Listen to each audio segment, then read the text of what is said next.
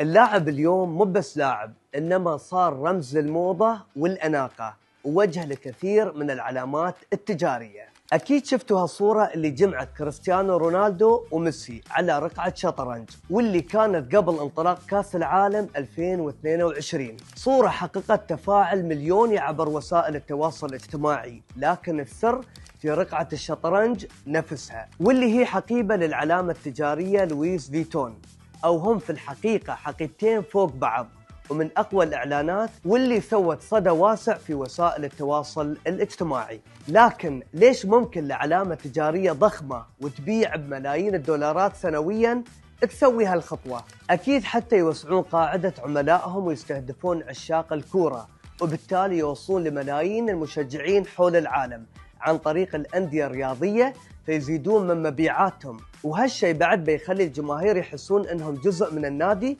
خلال لبس التصاميم اللي يسوونها العلامات التجارية للاعبين المفضلين.